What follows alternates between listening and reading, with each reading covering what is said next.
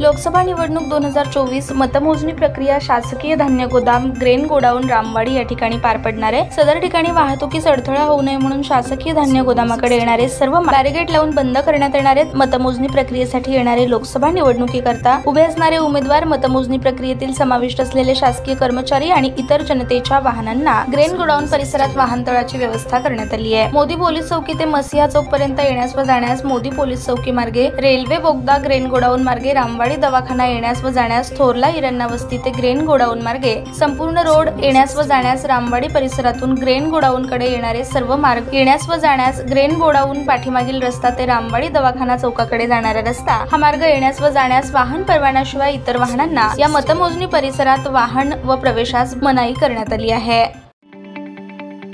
ताज्या बातम्या पाहण्यासाठी प्राईम महाराष्ट्र न्यूज चॅनलला सबस्क्राईब करा।